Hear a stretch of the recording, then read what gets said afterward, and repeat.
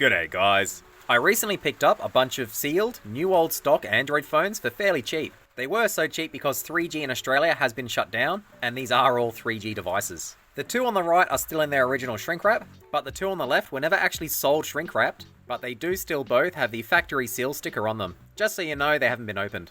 So today I thought we would open one of them up, probably this Alcatel U5 3G, since it does have the biggest screen of them all, and see if a fairly old, super low-end budget Android device is still worth using. Let's get into it. If we take a look around the box, we can see it does still have the seal on it, so it hasn't been used. Although I guess they could open it through the bottom, although there's no rips or tears on this, so it doesn't look like it has been opened. If we take a look at the other side, we can see the included Telstra starter SIM pack did actually expire back in 2021.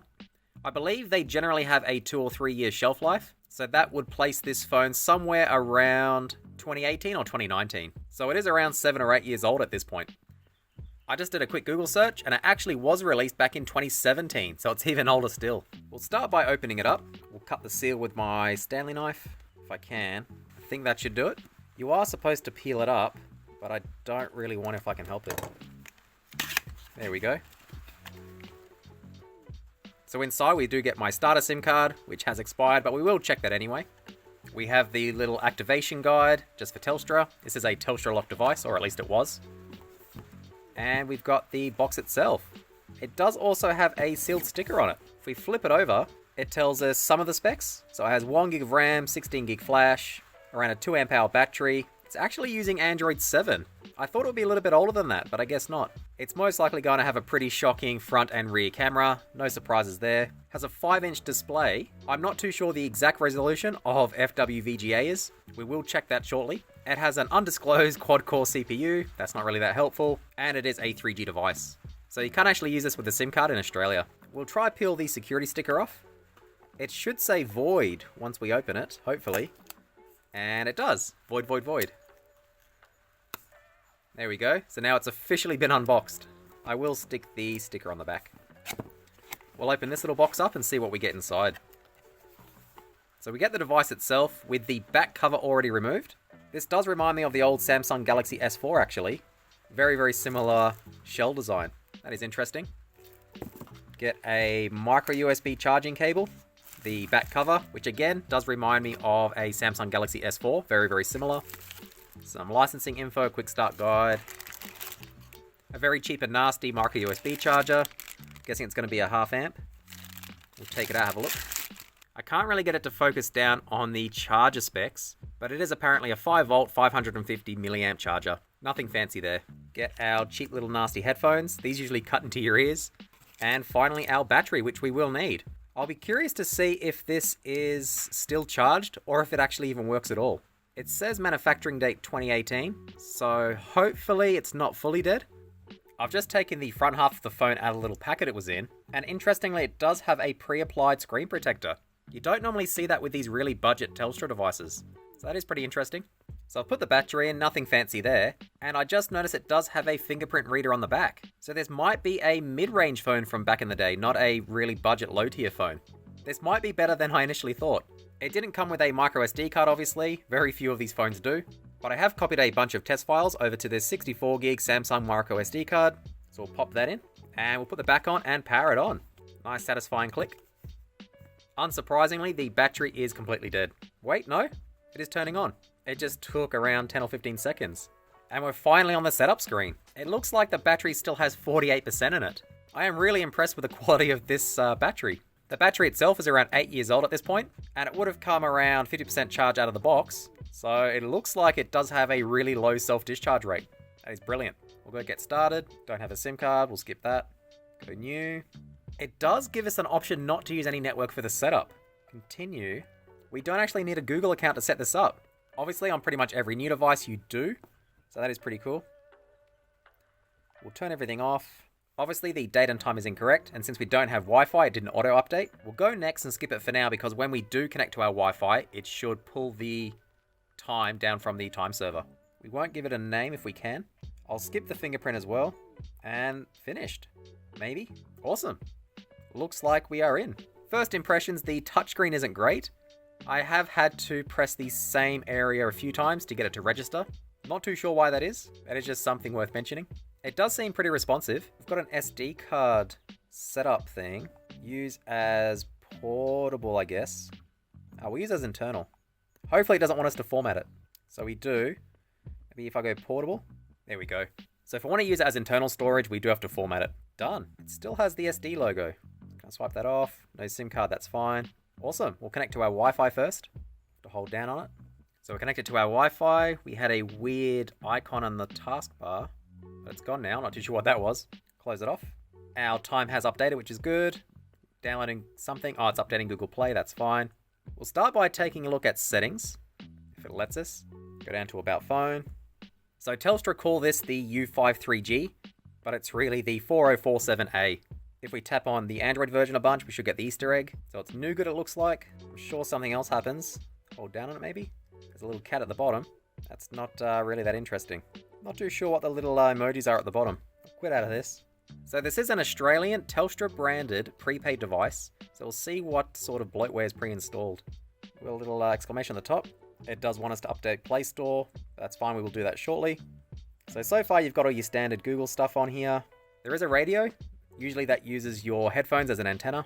And that's it. It doesn't seem like there's any pre-installed Telstra bloatware, which is interesting. I don't think I've ever seen a Telstra prepaid device without at least the Telstra app on it. Seems pretty clean. We'll update the Google services that it wants. We have to sign in for that. So we won't do that just yet. We'll open up a file manager. Allow. Not now. So we've got about 10 gig free space out of the box, which is not too bad. We'll go to our SD card and I'll install a bunch of apps and we'll come back. We're back a bit prematurely. As I was installing stuff, I did have it on charge since the battery was fairly rapidly draining. But I noticed that even with it plugged in, the phone did detect that it was charging, but the battery was still going down or discharging. So I've got it plugged in here to a power meter. It's at 30% still. If you look at our power meter, you can see it does fluctuate between charging a little bit and then turning back off. So it says it's charging, or at least taking power, and then it's back off again. So that doesn't look good for the battery. I have seen this behavior before, but it usually only happens with fully dead batteries that are at 0% or just under the safety threshold. And then the phone's BMS does actually trickle charge it, or at least pulse charge it. But usually when it's at 30%, it does not do this. So unfortunately, I do think the battery won't charge in this. Maybe the safety and the BMS has been triggered.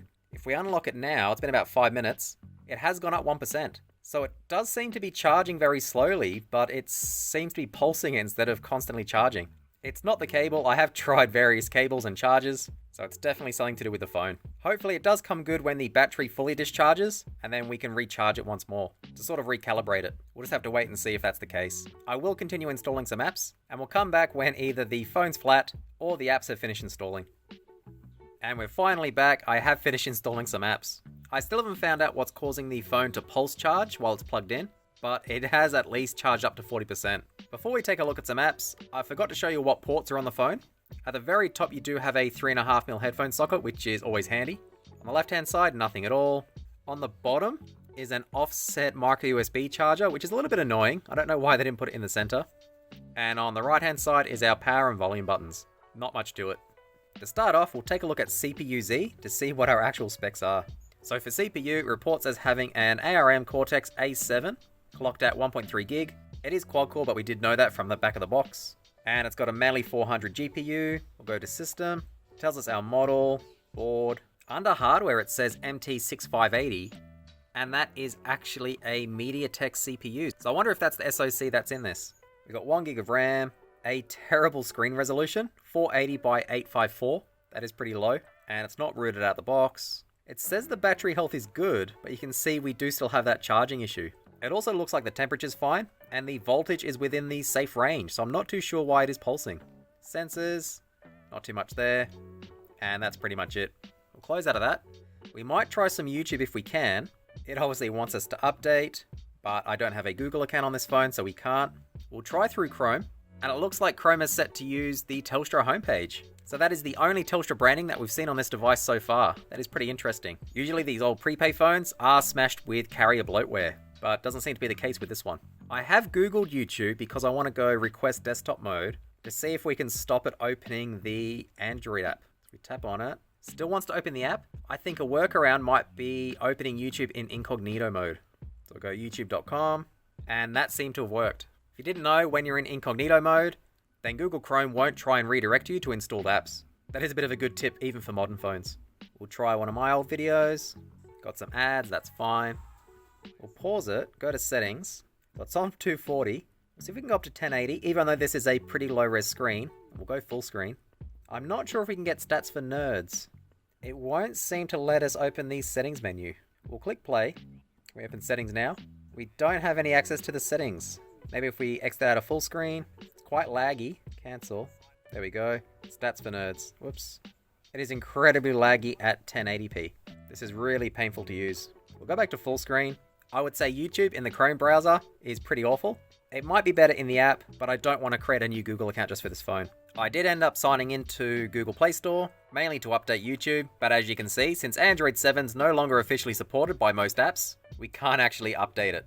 It's also the same for the Google Chrome app. You could still obviously sideload older versions, but that won't work for the official YouTube app, since it will keep saying it's too old and to update it. I think next we'll try local media playback. We've got VLC installed, although there is a built-in media player on Android. We'll go skip, grant permission, media library. I don't want internal.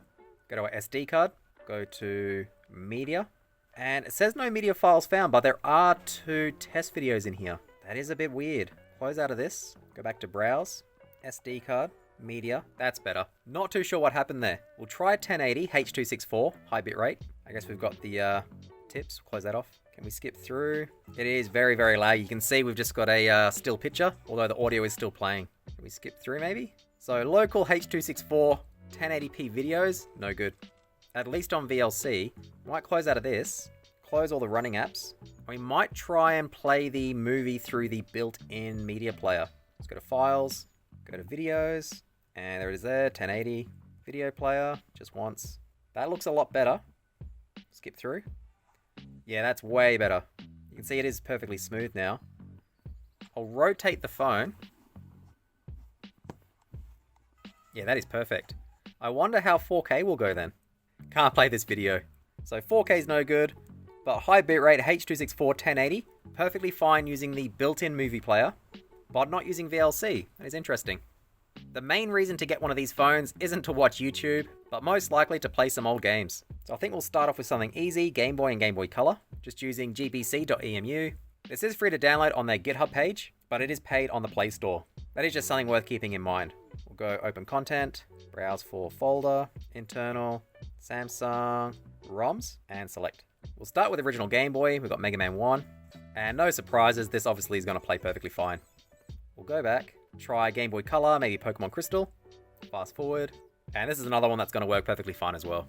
We do still have it on fast forward mode, but yeah, no issues whatsoever. We'll close out of Game Boy Color, and I think we'll try Game Boy Advanced. This is GBA.emu, the same dev as the GBC.emu. Open content, go do it all again. SD card, ROMs. We've got DKC2 to test. We do have to set up our save folder, but we won't bother just now. It is a bit choppy fast forwarding, so I can't fast forward very well. It does seem to be full speed normally. So this phone is struggling with multi-touch. I think because they're too close together. We can change that though. I might try and rotate. That's a bit better. Try it again. Yeah, so multi-touch works fine now, but if you try and touch something too close, it doesn't work. Just something to keep in mind. So Game Boy Advance seems fine. Just doesn't fast forward too much. You can see it's not super fast, but it does work. Might try NDS next. We've got Drastic here. I have just selected the Samsung SD card. We've got Mario Kart DS. Go start game. See if we can go sideways. There we go. So it seems to be working. We'll see if the touchscreen works. Go single player. So you can use the touchscreen, which is good. We'll try our quick race. And yeah, it seems to be running full speed. No issues whatsoever. So even on these older low-end budget devices, NDS runs perfectly fine. Quit out of that. Might try some higher end ones. We'll do N64 using M64 plus FZ. We'll allow. Go add, select folder, go to our SD card again, just ROMs. So we've got 2 to test, Mario Kart 64 and GoldenEye 007. I think we'll start with GoldenEye, which is usually really hard to run. And if this is pretty choppy, we'll try Mario Kart. This is the free version, so we have to wait the 10 seconds. Let's go continue. So far it seems fine, the logos are nice and fast. Pretty choppy now. We'll go into the actual game. Go agent, So the cutscene's incredibly laggy. Doesn't look good. It's running quite slow. Fire's up there. It's pretty annoying. Yeah, I would say too slow to be enjoyable. We'll quit out of GoldenEye. We'll try Mario Kart. Once again, we have to wait the 10 seconds. A little bit annoying, but it is the free version. This seems much better. A little bit laggy, actually. We'll see how we go in the actual game. And as you can see, it is running quite slowly. Maybe 60% speed. Playable, but not perfect. It looks like N64 is hit and miss, just like on pretty much every other device. We'll close out of this one. What about PSP? We use PPSSPP, obviously. Want to navigate to our SD card. ROMs. We've got Mega Man powered up. So far, it seems perfectly fine. We'll skip the little cutscene. Yeah, this seems perfect. It doesn't actually have those slight lag spikes that we saw on the R36S. So it's not part of the ROM, it is the R36S that's causing that. Yeah, PSP seems perfectly fine, at least with this easier to run game. I didn't copy Chains of Olympus. That is a bit of a shame. But low-end games seem perfectly fine. I think next we should try some native Android games. We've got Plants vs. Zombies 1 here. I haven't tested this yet, so I'm not sure if it'll actually run. It's just been sitting at this black screen for about 15 seconds now. Nothing at all happening. This is a known good APK. I have used this on other devices, so it's not the app itself. This looks like it doesn't work. And it did crash. We won't try that again, but I think I do have Temple Run. This one does look like it works. We might have to rotate. Just got another black screen. Doesn't look good. Oh, here we go. Just a little bit slow to load. It's gathering consent. Collect my 500 coins, I guess. We'll go play. There, seems perfectly fine. And I already died. So a lot of Android games seem fine. I guess Plants vs. Zombies did install correctly, or it was a bad copy. Even though I'm pretty sure that's the same copy I use on everything. So we do have a weird logo at the top. And it looks like Mario Kart is still running. We'll exit out of that, definitely. And our incognito tab. That's a bit better. I do want to see if it'll work with my cheap Bluetooth game controller for phones. This retracts out. So we'll turn it on. See if we can get it to pair. Got the single light. I think I have to hold down link. We'll open up our Bluetooth. There it is there. Guess that's it there. The gamepad. It does say connected. And yeah, it does work. We'll unplug it from the charger, which isn't really doing too much. And we'll pop it into our gamepad. So you could use it like this as sort of a portable handheld game console. It did power off because the clamp was pressing against the power button. But yeah, the Bluetooth gamepad does work with it. I am curious to see if this phone has USB OTG or USB host. So I'll connect my cheap USB mouse to my old OTG adapter. It's micro USB, not USB-C. Put it in, and it doesn't look like we've got nothing. No signs of life. So no USB host. That is a bit unfortunate. If you want to connect devices to it, you will have to stick with Bluetooth for things like gamepads and mice or keyboards, and use either a micro SD card or a NAS to copy your files over. So is it worth getting an old budget Android phone in 2026?